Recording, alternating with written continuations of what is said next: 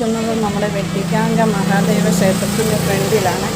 ശിവരാത്രി മഹോത്സവത്തിനോടനുബന്ധിച്ച് ഇവിടെ നല്ലപോലെ അലങ്കരിച്ച് ലൈറ്റിങ്ങും കാര്യങ്ങളൊക്കെ അലങ്കരിച്ച് നമ്മുടെ ക്ഷേത്രം നല്ല റെഡി ആയിരിക്കുകയാണ്.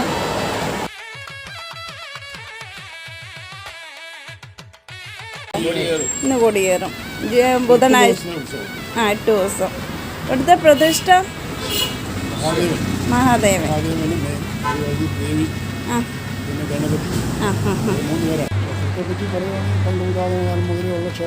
അതെ.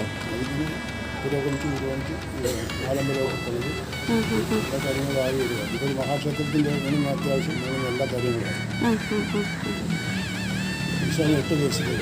8 ദിവസമാണോ? ഓ ശരി ശരി.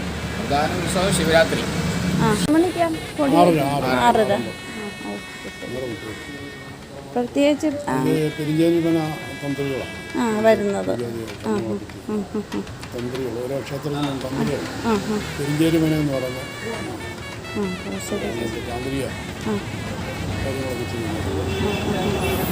എത്ര നാളായിട്ട് ഞാനിപ്പോൾ ഏകദേശം 10 വർഷത്തോളമായി. 10 വർഷമായി.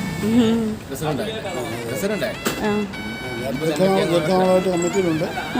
ഒരു 10 കൊല്ലത്തോളമായി. പ്രസിഡൻ്റായിട്ട് 10 വർഷമായി. പിന്നെ ഭാവിയിൽ അടുത്ത ആൾക്കാരൊക്കെ ഇവരൊക്കെ അടുത്താണോ വീട്? അവിടെ അടുത്താണ്, തെറ്റുപറ്റില്ല. നമ്മുടെ ഓ ശരി ശരി.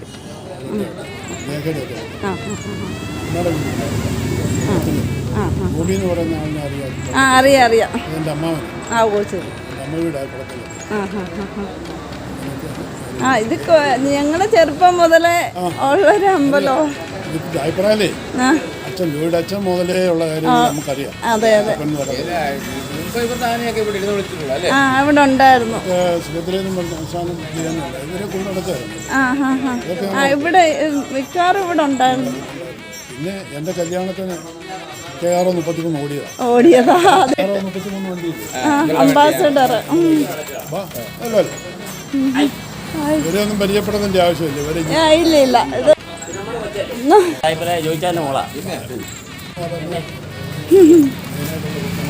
അതെ. മേടക്കൽ എന്നാണ് പറയുന്നത്. അതെ.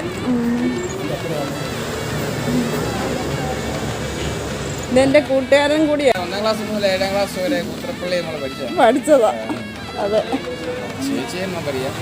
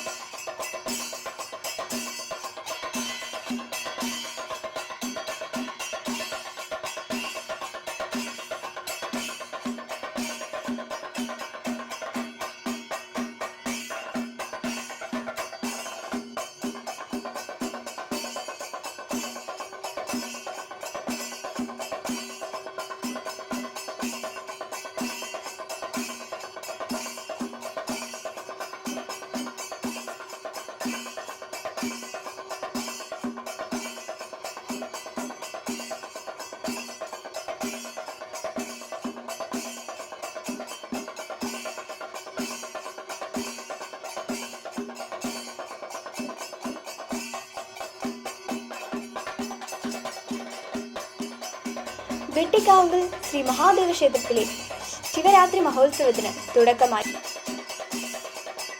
കറുകച്ചാൽ മല്ലപ്പള്ളി റോഡ്. കറുകച്ചാലിൽ നിന്നും 1 കിലോമീറ്റർ അകലെയാണ് പ്രശസ്തമായ വെട്ടിക്കാവുങ്കൽ മഹാദേവ ക്ഷേത്രം സ്ഥിതി ചെയ്യുന്നത്. ആയിരങ്ങൾക്ക് ദർശനമരുളി ഭഗവാൻ ഇവിടെ കുടികൊള്ളുന്നു.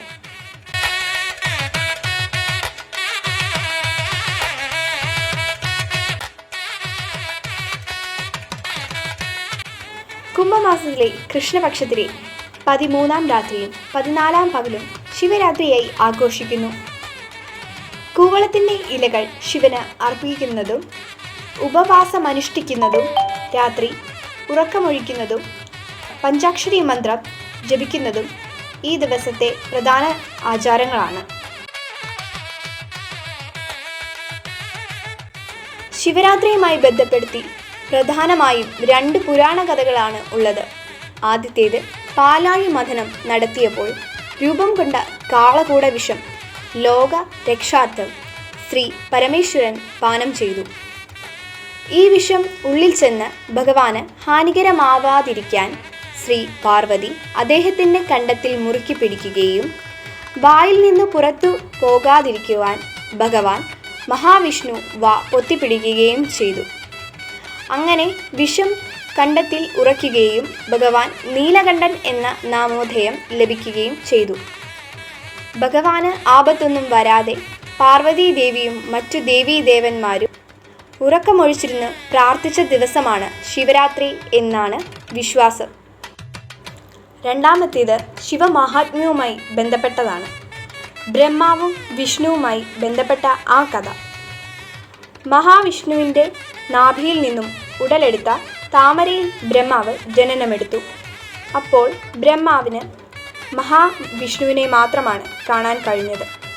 നീ ആരാണ് എന്ന ചോദ്യത്തിന് നിന്റെ സൃഷ്ടാവും പ്രപഞ്ച പരിപാലകനുമായ നാരായണനാണ് ഞാൻ എന്ന ഉത്തരം ബ്രഹ്മാവിന് തൃപ്തി നൽകിയില്ല. അവർ തമ്മിൽ യുദ്ധം ആരംഭിച്ചു. ഒരു ശിവലിംഗം അവർക്ക് മധ്യേ പ്രത്യക്ഷപ്പെട്ടു. അതിൻ്റെ മേലഗ്രവും കീഴഗ്രവും ദൃശ്യമായിരുന്നില്ല. യുദ്ധം അവസാനിപ്പിക്കുവാനും ജ്യോതിർലിംഗത്തിൻ്റെ അഗ്രം കണ്ടുപിടിക്കുന്നവനാണ് ശ്രേഷ്ഠൻ എന്നും അശരീരി മുഴങ്ങി. അഗ്രങ്ങൾ കണ്ടുപിടിക്കുവാൻ ബ്രഹ്മാവ് അതിൻ്റെ മുകളിലേക്കും വിഷ്ണു താഴേക്കും സഞ്ചരിച്ചു. വളരെ പരിശ്രമിച്ചിട്ടും പരാജയപ്പെട്ട് 2 പേരും പൂർവ്വസ്ഥാനത്തേക്ക് വന്നു. അപ്പോൾ ശ്രീ പരമേശ്വരൻ പ്രത്യക്ഷപ്പെട്ടു തൻ്റെ നിരതിശയമായ പ്രാധാന്യത്തെ അറിയിച്ചു. പരമശിവൻ പ്രത്യക്ഷപ്പെട്ട മാഘമാസത്തിലെ കറുത്ത പക്ഷത്തിൽ ചതുർദശി രാത്രിയിലായിരുന്നു. എല്ലാ വർഷവും ഈ പുണ്യരാത്രി വിശേഷമായി അനുഷ്ഠിക്കുവാനും മംഗളമായി അത് ശിവരാത്രി എന്നറിയിക്കുവാനും മഹാദേവൻ അരുൾ ചെയ്തു.